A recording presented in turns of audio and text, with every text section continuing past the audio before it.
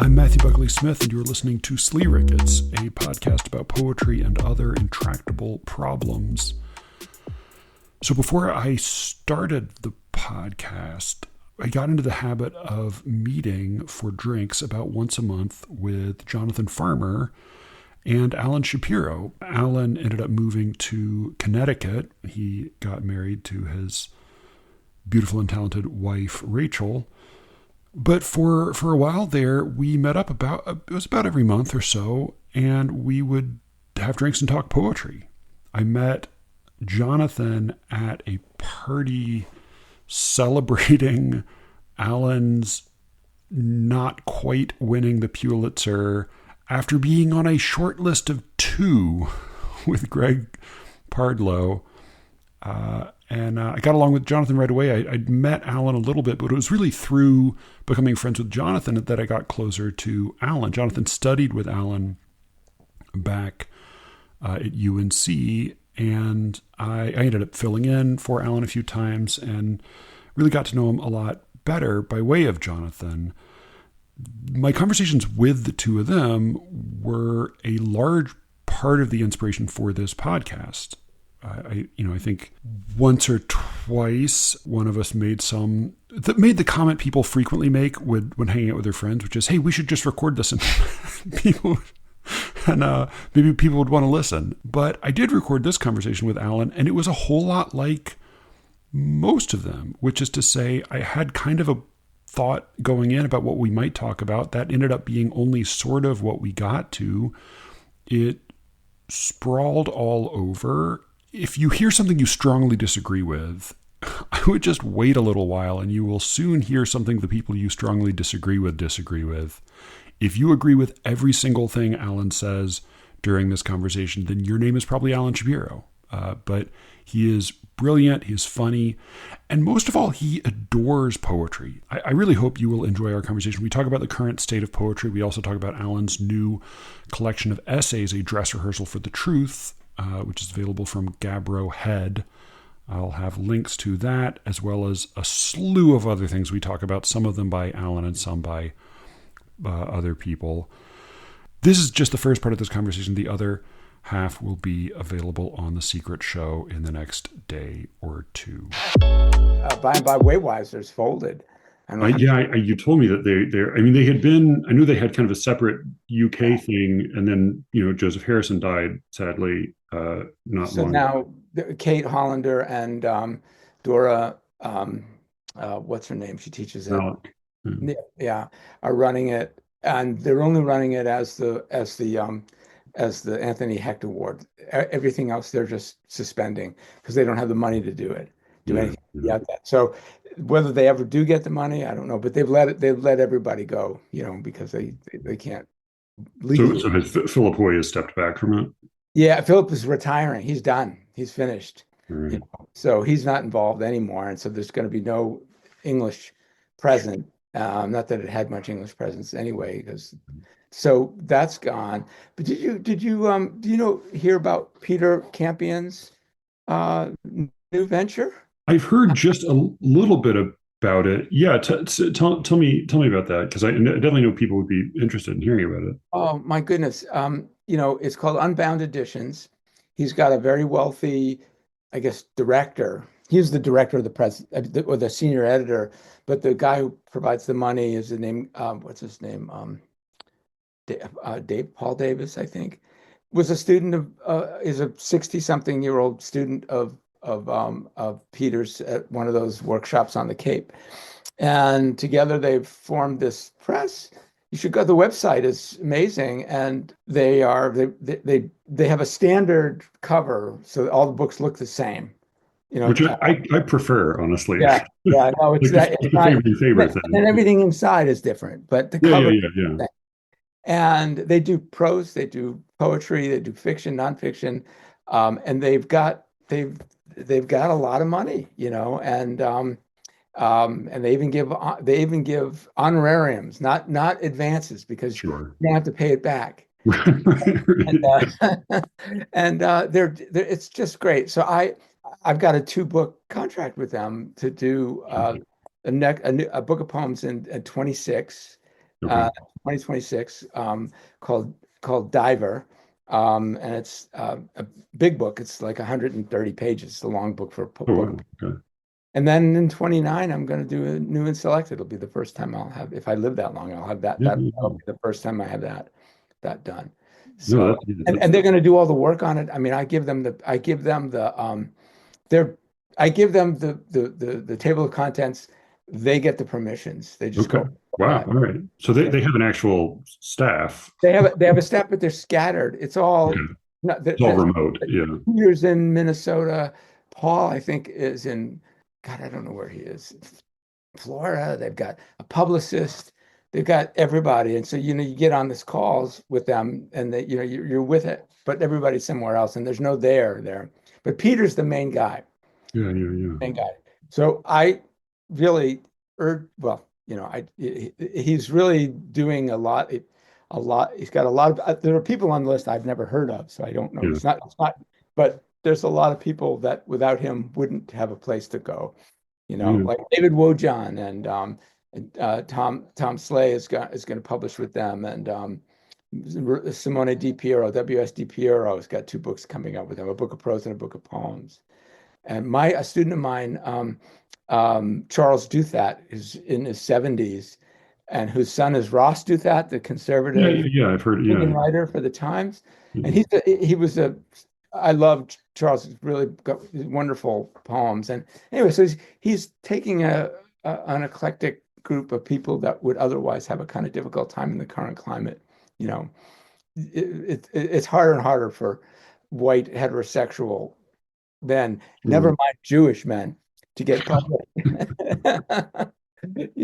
Particularly if you declare yourself a Zionist, and so it's anyway, it's committed to the work, Yeah. artistic integrity of the work, not to the political opinions of the poet or the poems of the work itself. So So you said it's one of Campion's former students. So is the mission sort of like he puts his trust in Campion's taste? Is that kind of what Campion Peter pretty much is the one who runs it, and his taste is pretty Okay. impressive. It's astonishing. You can see all of the bios of the people they've done so far in the last couple of years.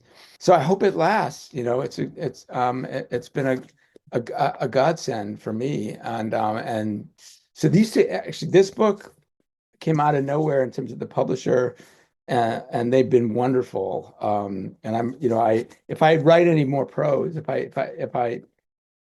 I do another book of prose, I definitely will do it with this press, no matter how the book does, because if it You're doesn't, talking about the Gabbro head, right? Gabbro head, if it doesn't do well, it won't be anything. They won't have had anything to do with it. It'll have entirely to do with me and the demographics that I fit into. The quality. They've been just terrific in promoting the book, and and that's just the way the world is right now. So I feel lucky, and I encourage you, when you get a book together, another book, if you don't have if you're not staying with the guy. Yeah, I mean, Measure's been great to me. Thankfully, I write so slowly that I don't expect to have to do that anytime soon. But yeah, I mean, they're also, I think they're two guys working remotely, basically just out of the love for it. So it's always a little precarious, That's right. It's precarious, but it's also where we are, where the culture is. And I'd rather be with that than with a big press, or like Grey Wolf, with a political acceptability kind of. You have to be a certain kind of writer in order to even be considered by them, and it ends up looking all this, despite the diversity and the inclusiveness, it just looks all the same, because you've got all of the people saying the same sort of correct thing. Do you think so? Yeah, I mean, I think it's like what's certainly true is like there's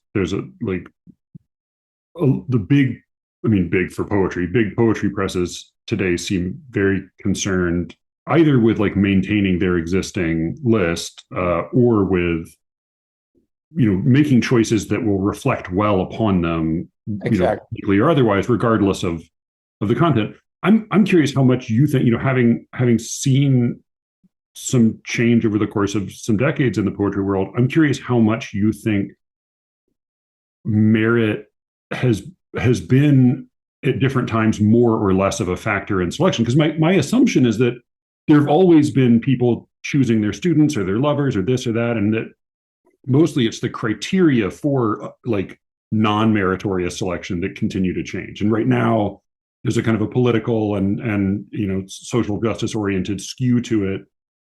My assumption is in the past there have been other kinds of skews. I don't know what you think about when merit has played more or less of a role in that kind of selection. That's a really good question. I know that my teachers were better educated and more committed to the art as an art than as a political statement than the vast majority of the people who teach in the MFA programs now. If you think of it pedagogically, I'm not in terms of publications, but in terms of who's doing the teaching, they knew more. They were committed to knowing as much as possible. Maybe it ethnocentric or Western oriented, but that's what they knew, and that's what they taught, and they taught it all the way back to the Indo-European roots as much as they could, as much as there was time for.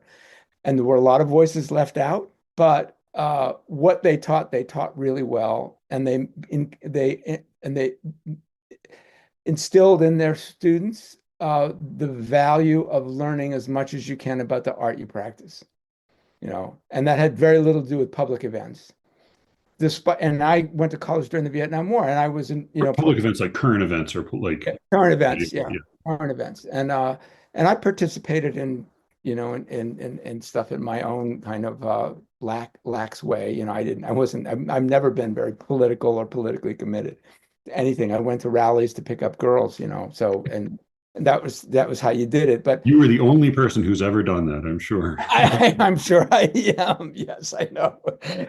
But there aren't very many of us who would admit it. But anyway, but my teachers embodied a kind of independence. One of the most important Wallace Stevens, and I know it's not popular to say he was a vice president. I just missed the very beginning of that sentence. You got frozen for a second. One of my most important influences in how I think about the art, if not, and how I practice it, but how I think about it and its role in the culture is Wallace Stevens. Yeah. And I know that he's perceived as an effete and elitist, but he would not, and he was, vice president of an insurance company, and but he believed passionately in the art as art, and he wouldn't take money for anything he wrote because he didn't want to corrupt the impulse. And I know that there's a kind of art's sake purity.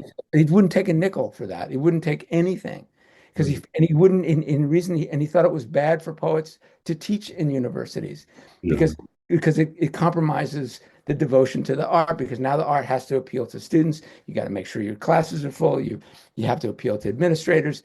It has to do other things than just be what it's supposed to be, Not that it ever was just that. I mean, I realized that in earlier times, patronage came with its own pressures and its own political, for sure. But it's a question of how much pressure and how much freedom. I felt really up until I spent my life teaching, so I'm not saying that it's wrong to teach or that and I've taken money, not a lot of money because I haven't been offered a lot of money for the things I've written. So I don't do any of those things, but I've taken to heart his sense. And he wrote passionately about politics and art during the Depression and during the Second World War. And he worked very hard to make the art responsive to the pressure of reality, but not not to exclude the pressure of imagination. The pressure of imagination had to be equal to the pressure of reality. The pressure from within had to be equal to the pressure from without. And I don't see that now as much. I'm not saying there are plenty of wonderful poets, but the writing conferences I've gone to, the last one I went to was Kenyon, which was the lovely people and all that, but God, there was so much virtue signaling. There was so much. Everyone felt they had to write poems about the genocide in Gaza, and and then they read their poems, and I just felt like, which were also just extensions of their statements, which Yeah. had no artistic integrity at all. They just had passionate, outrage, which and and I said, without the art, the outrage is not very interesting to me, Yeah. Yeah. and it's not lasting, and it's self-defeating. It's like, again, I think I've said to you before, it's like those airport toilets that flush before you get a chance to sit down on them. They're just not doing what they're meant to do, and so I don't know. I'm not. I don't think we're in a bad time for poetry. It's just a different time, and I'm old, and I don't want to go back to anything because that would be impossible. But the more and more, I just think, okay, it's about the art, it's about the poetry. It doesn't mean that poetry shouldn't be deeply and passionately concerned about public events. But if there isn't something that transcends those events, that in fact even ignores those events within a poem that's addressed to those events, Yeah. Yeah. it's not going to be very interesting for very long. Let's put it that way. It's Art is all. yeah, something I thought about reading through. So I read through these essays, and then I also looked back at an old. I had actually in one of my horror classes recently. I had a young woman who was a former student of yours, who still writes poetry as well as fiction, and we talked a little bit about your syllabi that are sort of amazing. I mean, I was looking at the one. I had a copy of it because I filled in a couple classes for you, and it's like an 8,500 word document. Yeah, yeah. And it is like I mean, it kind of made me want you to do like a little Strunk and White kind of manual, because it is like basically like a primer, like an introduction to poetry. Yeah. And so like there are a lot of the impulses you have, which I'm very sympathetic to in some of these essays about poetry, are like, hey, let's go back and try to actually nail down the fundamentals. And it made me think, like, on the one hand, you can get just about any poet writing today to say, oh yeah, poetry, you have to have an expectation, you have to have a theme and a variation. But then it's funny how many well-placed poems I read that seem not to have bothered with any fundamentals. And one part of that I think about when I read your poems, as well as you have you write a lot in here about poetry and friendship, and of course your great now dead poetry friend was C.K. Williams. You also write about Tom Slay. And some other people, but both with your poems and with his, I frequently have the experience of having of like reading through what seems to be a personal reflection or anecdote, and finding a moment in which there's a reversal, there's a change, there's a sense that, right, oh, I can't trust this person who's speaking, or like I have been shown something very unflattering about this speaker, and he doesn't wink at me to let me know that he's in on it. I think like there seems to be a fear today in a lot of poetry I read that the reader will identify anything that the author has not explicitly copped to. That like there's a fear of having your own faults pointed out in a way that you've not already advertised. right. And it makes for a lot of very That's interesting. unsubtle, very sort of flat, obvious poetry. Right. That's very interesting. I don't know. I don't. I'm not good with terms like dialectica, but it feels like there is something of a in the better poems, and poems that really have a kind of a moral urgency to them. Often there's a sense that multiple perspectives on a moment are being given voice, and there's not a verdict laid down. There's not a final. The author is not saying, and here is what's good and here's what's bad. Yeah. At least, I mean, yeah. Or they're saying what's good is bringing all these different perspectives together and not making a judgment. Yeah. If they don't make the judgment, the judgment is in the presentation of that they're promoting it. They're promoting a kind of I heard at Warren Wilson, there was a guy who gave a lecture on uncertainty and bewilderment, and that this is the great quality that all art should have, is to be bewildered, and to be uncertain. And it wasn't that it was wrong what he was saying. It was just that there was a level of unawareness in it. I said, well, I went up to him afterwards and I said, well, I agree with the thesis of your lecture, but you seem so certain of the value of uncertainty. Yeah. It almost contradicts what you're saying because you're making an absolute out of it. And I don't think all art has to be bewildered to be good. I think much of it is because much of life is bewildering. But I think it's possible. My love is like a red, red rose. There's nothing bewildering about that. It's a beautiful, wonderful love poem. I don't think Wendell Berry that there's a lot of bewilderment. There's a lot of certainty in what he writes. So I'm reluctant, again, even though I'm inclined toward bewilderment and uncertainty the playing of voices, and I do believe that there is something implicit in the bringing together and in the art of the art that is making an assertion, which is that the art somehow is more valuable, or is that if the poem has any virtue, it has to have a virtue that transcends whatever particular perspective it's expressing inside it, or all of my, the many in that dialogue with Charlie, I'm constantly changing my mind. I think about when it's so paradoxical, and then the paradoxes become paradoxical, But there's nothing paradoxical about that. What's the one about the hooks? About the woman on the subway with a prosthetic, and how he brings all these different perspectives together.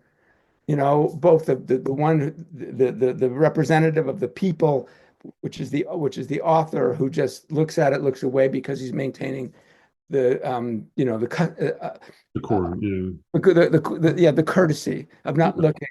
And then the woman who's half awake and stares at it, but we get to stare at it through her. Because she's staring, we all can take advantage. We get to stare too. And stare as well. And so we can do it, but not be responsible for it. And then you get the woman who looks at it herself, which then we enter. It's a beautiful bringing together of different perspectives in a way that is full of empathy and compassion and judgment, in the sense that this is good. Even though the description of it as a prosthetic, the description of it as the intimidating leather, and then the hand itself, all of that, each of them are legitimate, but they're all true, and they're all there together. And I think there's something, if there was a poem that would be, a perfect anthem for DEI, it would be that poem. Nobody's race or ethnicity is mentioned in it, but it is a sense in which here we are in a subway car in New York City, and all of these perspectives are here. And there's not, it's definitely not a intentional plan, because I use it more broadly, but one of the things I really want from a good poem is that it leaves me on the hook, that I don't get off, I don't get off by saying. There was a poem Brian and Cameron and I talked about recently that was in Poetry Magazine, and it was a smart prose poem about sort of class inequity in Iran, in an earlier generation. But the author was so scrupulous about making clear that she understood what was good and what was bad, and she saw what was unfair. And so at no point were we ever implicated it. We felt entirely safe standing back with her and saying, "Oh, it was terrible how they treated those people." What is that poem inviting the reader to do? It was like it was almost just like a little micro, I assume, history lesson, like, oh, here was a thing that happened at this time and place. And that's not nothing, but to me, that doesn't feel like that's what poetry can achieve at its best. It's grounded in conviction, in political conviction, as opposed to if a more riskier, I use that word, I don't like the word risk when we talk about writing, because there's nothing risky about writing, at least not in this country. But you talk about a poem like Donahues-Sister by Tom Gunn, which is a poem in which, it's a man dealing with his terribly, terribly alcoholic sister. And she's awful. She's really kind of, he refers to her as a zombie, basically. Right. But then his rage at her. Well, he's the one. He sees her as a zombie. He's the one. We sort of like, we're sympathetic to his disgust with her and his frustration with her, but then his rage is so violent that we're sort of left we're left having to sit with that without feeling like we can comfortably say, oh, well, she should do this and he should do that. We're brought into his We're rage. brought into the reality of a complicated situation. Yeah. Anyone who has had an alcoholic relative, no Yeah. matter how close, has dealt with, and you feel your own, as Charlie says in that dialogue with him, we should allow ourselves to think anything and to imagine any kind of impulse and any scenario. This guy, that poem ends with a fantasy of throwing her down the stairs, Yeah. but that's also it's also part of his resistance to that. He's not going to do that. He doesn't do it, and he's thwarted. He's paralyzed, and that's the poem tries to inhabit that complicated moment of paralysis, of stasis in which these competing forces can't get resolved. There is no resolution, Yeah. and Yeah. it's true to that. It's true to that. It's not saying you should do this or you should do that. It's saying this is what happens. Yeah. It's, It has, I mean, definitely has catharsis, but I think maybe there's something about our moment where we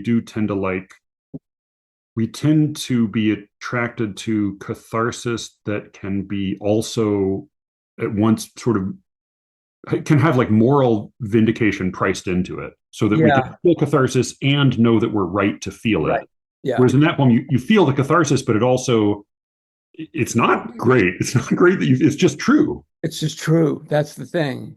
And it's true in an ugly kind of way, Yeah. It's not pretty.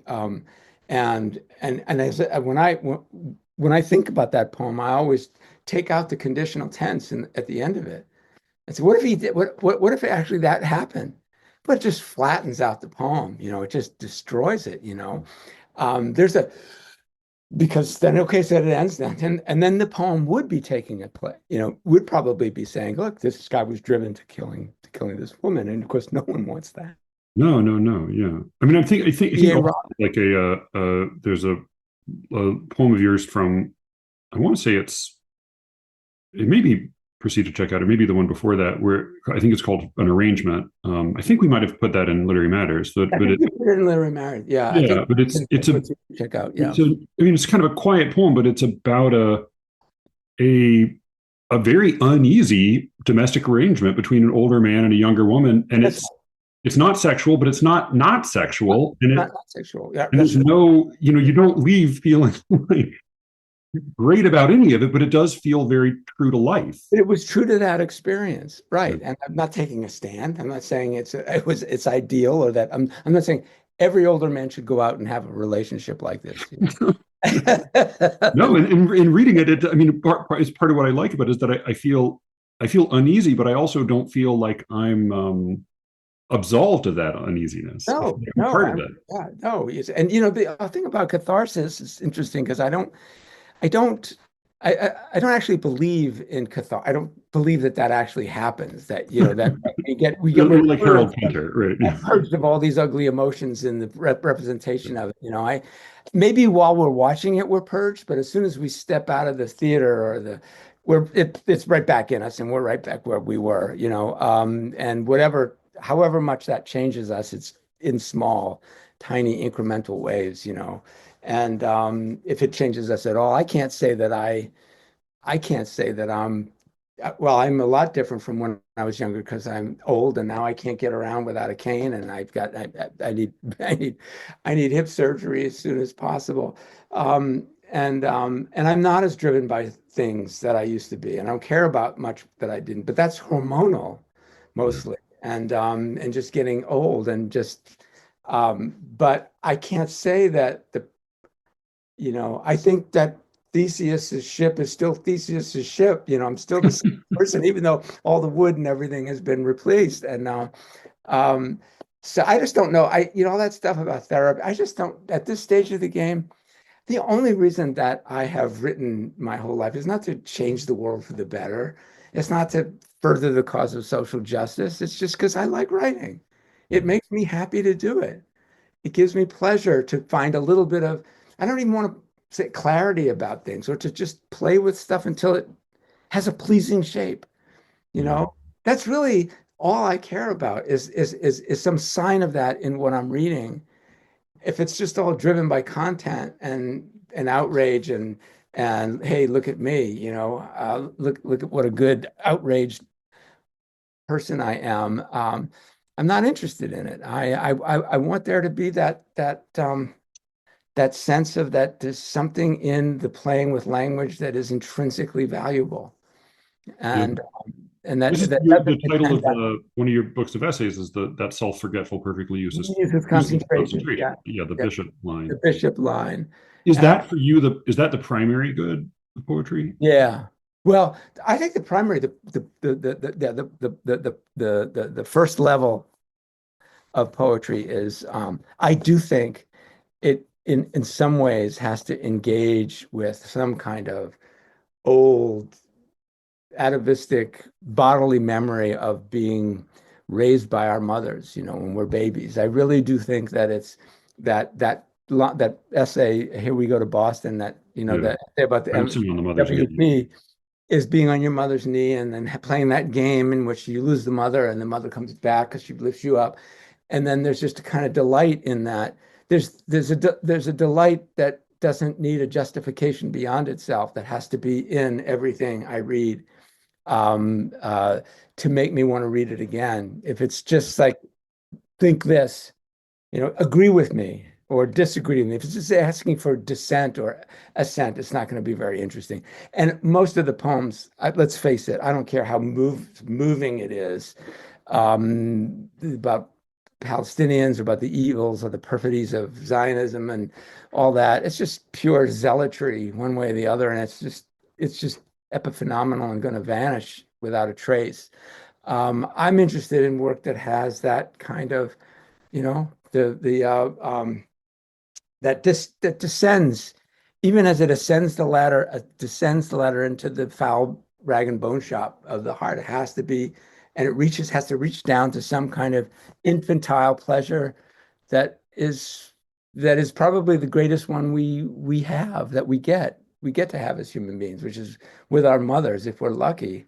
And maybe it's that I did never had that, and that's why I'm obsessed with it, because I used to say that, joke in my classes that that my mother never breastfed me. She said she just wanted to be friends, and and I think that gaze, that Winnicott talks about, that connection between the infant and the mother, and the playfulness and the way when parents talk to their babies, it's like the way people talk to their pets. There's a pet voice, there's a Yeah, baby the voice. tone is as much as It's tone, it's stylized, it's exaggerated. It becomes something kind of ornate and yet full of pleasure, right? Because it's not doing anything except connecting, bringing that baby into the human world of relation and connectedness.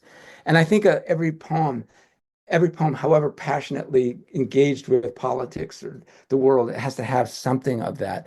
I think my great example of that would be one of Derek Walcott's Season of Phantasmal Peace, when he writes oh, about that. Do you know that poem?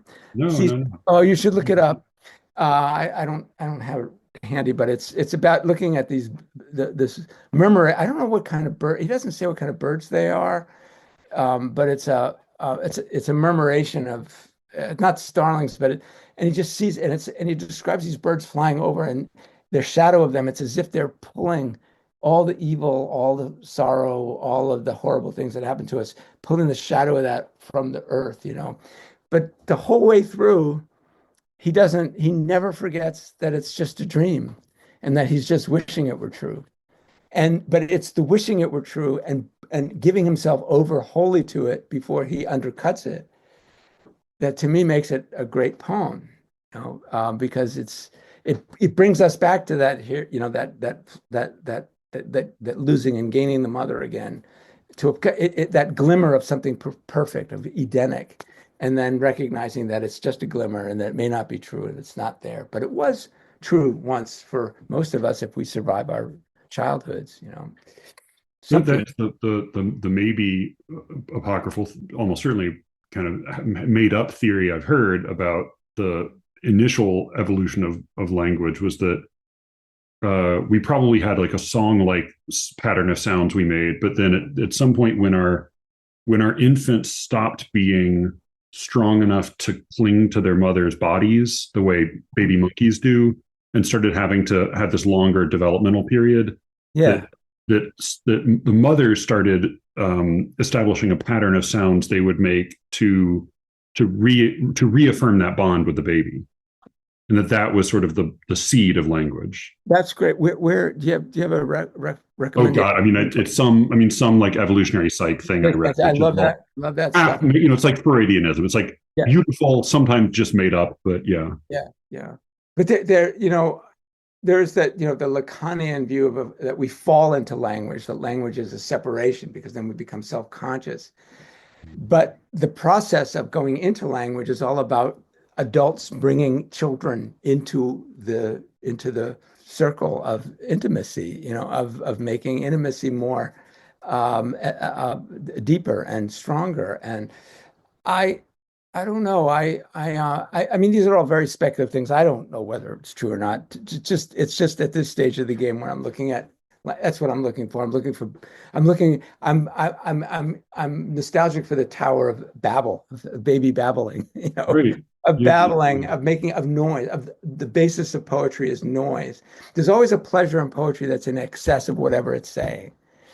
I mean, in good poems, Yeah, yeah, yeah, yeah. and that excess is the baby talk, is the when my kids were little in their crib and they were just making sounds that sounded like words but weren't words, and putting their hand in their mouth and putting their foot in their mouth, and all of that bodily sound, everything was somehow a kind of something coming into being. And maybe it's that coming into being that you want to feel in every poem. Well, William Carlos Williams talks about it as I'm interested in the blossoming, not the blossom. That's where the life of creativity is in that moment of roots reaching down while the plant reaches up and opens. That it's that moment. Mhm. And I think our version of that is being brought into language, and by our parents, but we're drenched in contemporary life and politics and in everything, but there just has to be something in the poem that's deeper than that. If the poem's going to be of interest, well, let me just say Yeah. it's going to be of interest to me. Otherwise, I'm just not going to, I don't care about sloganeering. I don't care about politicking, or I don't care about political convictions. I care about political emotions. Emotions are much more complicated and open-ended and indeterminate. Political convictions, we all have them. I have them. Yeah, yeah. I mean, I spent a little bit of time for a recent episode looking at a bunch of contemporary Palestinian poetry at a listener's recommendation, and I think what I found was that there was certainly a lot of political transcription in it, which I find to be pretty inert. There was also a lot of raw, unshaped emotion that was very sympathetic. It was very sympathetic to the speakers, of the people. I mean, many of whom were dead after Yeah. having written it, but it didn't. That in itself doesn't, of course, produce worthwhile poetry. That and I mean, and I read plenty that was also written by Israelis. That there's the mere sort of setting down of one's Yeah. sincere feelings can be very moving and can be healthy and good, but it doesn't make for the No, good poetry is sort of a little bit colder than that. it Is a has little, to be, you has to be kind of Janus faced, It has to be looking back at the language and the very specialized language of poetry and its traditions, whether in that language or in multiple languages, even as it looks out into the world. It has to be looking at both places, both directions. When contemporary poets say, I don't want to read about flowers anymore. I want politics is too urgent. We've got to write about, know. well, that to me is a narrowing of the possibilities of language. And I just think there has to be poetry is always looking in more than one direction. It's not just looking out at the world. It's looking in at itself. It's looking in at its sentences. It's looking back at its own traditions. It's looking back at its own etymologies. And it has to be both, in my view. I mean, Mm. and I can't say that, I don't think, is poetry worse now? Are we in a worse place now than we've been? I don't know. I just don't recognize the culture. The culture is moving in a direction I just don't. That's weird because it's kind of it's balkanized from the so much of the rest of the country, and poetry does seem to be written by and for a certain kind of liberal elite or progressive elite consciousness that doesn't question itself at all. Yeah, yeah, yeah. Um, and I am part of that elite, and a part of that, my politics tends toward that, the left of the center. But it's not doesn't reside there. It doesn't reside anywhere. The poetry just moves across the continuum of experience, and it's just simply trying to register complicated relationships between things and do it in a way that that's however urgent it is, the subject matter that gives pleasure. Creepy as that sounds. Yeah, no, no. I mean, it's funny. In a way, I've been a little bit reassured by the the emergence in the last few years of a very weird, very artsy scene among, honestly, like a part of the right that really frightens me, like the hard new right, often sort of like anti-democratic monarchists. I mean, it's some with Scary. branches, of which touch J.D. Vance, but like that there's a part of this scene that's very into poetry, and in a way, it's sort of reassuring. It's like, oh, you're making your own bad political poetry, like oh, bad political poetry comes in all shapes and colors. We should be, yeah, it's not, yeah, that's right. It doesn't have, no one party has the corner on that market, that's for sure. But you imagine, I kept thinking, like, who's Trump? Is there going to be a poet laureate under Trump? And who would that be? Who's going to be reading a poem at his inauguration? Oh no, yeah, I think no. Has any? I mean, I guess like, has any Republican president had an inaugural poet ever? That's a really good. I don't think so. I mean, I can't think of one. Poetry. Yeah, And they're probably smart. I mean, it's become now like, I guess Bill Clinton kind of brought it back after Kennedy. Yeah. It's now every Democrat has one. Yeah. And they're typically pretty. Well, they're bad. I mean, it's a tough assignment, but Yeah. Oh yeah, I wouldn't envy it. The corrupting thing though, when you have somebody like Amanda Gorman, I mean, I don't, for all of her success and wealth, and I don't envy that at all. Because she writes a great stump speech, and I don't think I think she's probably doing a pretty good job at what she's setting out to do. It's not right. I'm very interested in, but I think it's no. In a way, like I have more respect for that than I do for poor Richard Blanco and Elizabeth Alexander, who did, like, to me, this sort of like, Amanda Gorman's an entertainer and a politician of a certain kind, and like she's good at it. I don't like it, but she's good at it. I couldn't do it. I couldn't do it. Yeah, no, good Lord, no. Yeah, I mean, you also wouldn't look as good. Neither of us would look as good in that yellow. Yeah, I know that saffron dress. I know. How much as I tried, I tried to change my. It just wasn't your color. It doesn't work. No, it's not my. You have a great essay. I think it was the first piece of prose of yours that I read called "On Convention," where the opening scene is you in the mirror admiring yourself. Oh yeah, with my yellow bell bottoms. Yeah. I looked good. Yeah. That's a great essay about the spurning of conviction. I mean, it's the thing. I actually was just editing a little short interview I did with an older poet today about this sort of funny phenomenon of our moment, wherein it is understood that the old should learn from the young.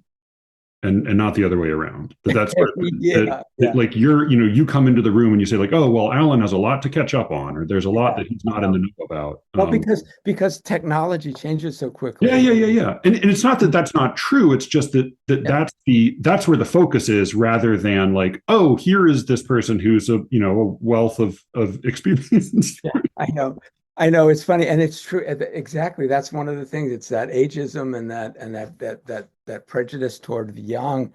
And I get it. I mean, I'm helpless in the presence of so much of what's going on, and useless. I don't know how to, I don't know, I can't, I can barely send a text to somebody. I don't know how to do it. I don't know how to do emojis, not that I want to, but I don't know how to do it. And so that my kids make fun of me, That's, I I was give gonna them say that seems like a part of like I would be worried about your kids if they didn't make fun of you. yeah, Like if yeah. you're a Shapiro, you need to, I know. I've encouraged it for sure. But they don't read they don't read anything I write. I send them everything, but they don't read it, and because they don't read. A lot of younger people don't read. They read things online, and they read Yeah, articles articles and posts, yeah. and that's, but the books they don't read. It's very hard to get young people. I don't know. Maybe that's a terrible generalization. I'm sure there's plenty I of mean, people. I don't, yeah, and I don't think it's just young people. I think it's, what's Yeah. the this was from probably 20 years ago. I remember reading that after graduating from college, even college graduates, only about half would read one book in a year. That's right. That's right. Yeah. Well, I have an ex-wife, one of my ex-wives, who I gave her the manuscript of poems to read, and put it by the. So I'm going to read it right away. Put it by the bedside, and for a year it was a wonderful coaster. It really worked very well. Well, She this took was when she was your wife. This was not you this giving your. when she I was was going my to say, wife. Yeah, we were married, yeah. and Okay, I I was going to go say, to bed seeing that if manuscript. she was your ex-wife, I'm surprised it stayed on the bedside table at all. Yeah, yeah, no, no. Trash. Maybe that was the first thing she got rid of, but when we broke up, but no, she didn't read either. But not many people do. But that's neither here nor there. Things are always changing, and people are always complaining about the changes, and I'm sure interesting things will emerge out of. But I don't think we've ever lived. We've never been in a time when technology has changed as fast as No, I now. don't. I think this And is. it's making everything, it's the value of everything is kind of thrown up in the air. And if you have AI that can do anything and can write Shakespeare, why should we bother? Let's let the machines do it for us. It's like a new version of Axel's Castle, that essay I don't know this. by What's um Axel's Castle? Wilson. What's his first name? Bunny. Everybody called him Bunny in the 30s. Um, yeah, but it's by what's the French writer, late 19th century French writer, Alain something. But he has the line in it. It's about decadence. It's a wonderful book about decadence. And and he, in a line, one of his says, "Well, as for living, we'll let our servants do that." You know. Everything about life, we'll let them do it, and we'll just devote ourselves in the castle to the high art, to the, but I wonder. There's a little bit of a feeling. I'm kind of torn sometimes because I think I am in my bones, basically like out of touch, head in the clouds, effete yeah, artiste. But I yeah, do wonder, like, there is a little bit of that in something like the Wallace Stevens line about not, or just like not taking money, or not, that yeah, it needs to be pure yeah. pure Well, art. yeah, to the icy Élysée, we're all living in the icy Élysée, yeah, I wouldn't say that. I wouldn't say I describe myself as elite, but head in the clouds, just kind of a knucklehead. My parents always referred to me as a kind of knucklehead because I was never where I was. It was always somewhere else, and um, and I still am. I'm always somewhere other than where I am. I um I guess I would put on my tombstone, I'm finally elsewhere, I don't know, or nowhere. That's what I've been looking for my whole life. So, But that said, part of what I always really enjoy about your writing and your conversation is the love of craft, and that is something that comes up a lot in this yeah, in this book. There was I wanted to ask you a question about a couple just sort of craft things. sure. You talk about different kinds of free verse. You talk about this distinction between phrasal versus enjambed free verse, or sort of hard enjambment. I think it was I haven't read it, but I saw that. I think it was, you mentioned annotated as one of the terms. I think James Longenbach might have had that. Longenbach, that's his term. Yeah, Yeah, yeah. And he talks about in-stop lines, yeah, first lines, which is what you call like lines that end with the phrase or the clause, and then annotated lines as annotated a line. term for like hard enjambment that breaks in the middle of a phrase. Right. And Right. you talk about different, different ways this can be used, with and against other structures. You talk about, prose versus there are structures you can establish inside of a piece of prose. You talk about a long passage in a James Baldwin essay, the from Notes on a Native Son, which is a great book. But then I guess like a question I had was, to me, it seemed like there were two categories of structural element that you dealt with, but they didn't always seem clearly distinguished. I Right. think one is being kind of soft structure and one is hard structure. That's Soft interesting. structure being what could be arbitrary. Like it can definitely be used very skillfully, but I would put in this category like typography and punctuation, line, visual line breaks, that those can be used very well or very poorly, but they can also be, you could, like you take This Is Just to Say, the Williams poem, and you unbreak it into prose and you say like, well, it loses all of its voice when you Mhm. put prose.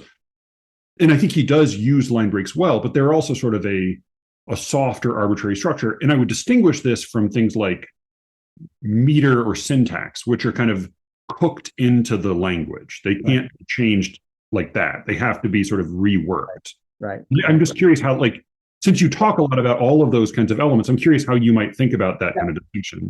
I think that's great. The essay would have been better had I, included that distinction, because it's basically it's just, as like I said, the title of that essay is the Matryoshka doll.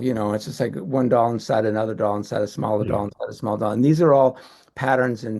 Um, and what you're talking about is, the buildup of, that poem by William Carlos Williams, for instance. Yes, it has that softer structure of line break that's annotating the line and kind of registering the voice, trying to capture in the way that syntax moves through the lines, kind of an emotional dynamic. You remember that poem was written in quatrains. Yeah. So that's the form of the quatrain, which is just a visual thing. You can't see it Right. when it's Yeah. read, Yeah. but it is visual. So you've got a structure against which this kind of constantly shifting line is moving through. And if you think of the structure, I mean, I always think analogically in this way. If you think of the structure as a kind of metaphor for the convention, the social convention that the speaker of the poem is Yeah. violating. Yeah. He's playing his own unconventional, I'm going to use this apology to sort of, kind Yeah. of needle my significant other. And even framing a little note as a work of art, As, sort of a and little even bit like just framing that. Yeah. Duchamp's fountain, And that's a big, fu to the whole tradition, like something kind of like that. But that's also what tradition is. It's built Yeah. into itself, its own. It's argue. It's all again, as Alistair McIntyre says, it's tradition is an ongoing argument about what tradition is. Yeah, And you have a great line toward, I think it's the end of that essay. You say, we can measure the vitality of a literary tradition by how creatively it adjusts to change. yeah, yeah. I'm curious how you think ours is doing. I well, it's hard to, what I Maybe don't. we'll know better in 100 years how it's But doing. yeah, I don't know how it's doing. I guess it depends. But there is a speed limit that I think we're running up against. That things are changing too fast for us to adjust to in any kind of meaningful way. So we just become helpless participants rather than co-creators with all the things that are going on. And it's because by the time you master one set of technological conventions, it's already antiquated and gone, and there's a whole new set that you've got to master. I just think there's a point at which we can't. I mean, I don't know how you stop it or slow it down. I don't know how to. I mean, if I could, I would stop AI altogether, despite all the Yeah, benefits that it it's gives going to me the bring. it gives me the creep. I'm not the person who should be the authority on it, but it definitely gives me the creeps. It gives me the creeps, and we're sleepwalking into a dystopian world, and there's this, and that's, well, that sense of there's a momentum that seems to be that nobody can control. I think says a lot about why our politics are where they are right now, and why there's so much fear and disruption, and why there's so much clinging to sort of slogans and stupidities like Trump and all that, is because people are scared and they feel as though the world is spinning out of control. And in fact, it is.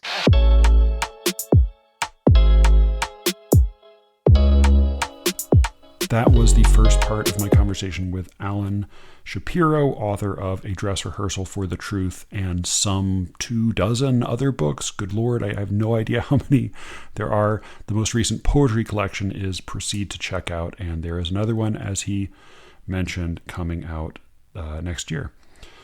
You can find the other part of our conversation on The Secret Show at sleerickets.substack.com. You can reach me, as always, at sleerickets@gmail.com. And with any luck, I will be speaking to you again very soon. Until then.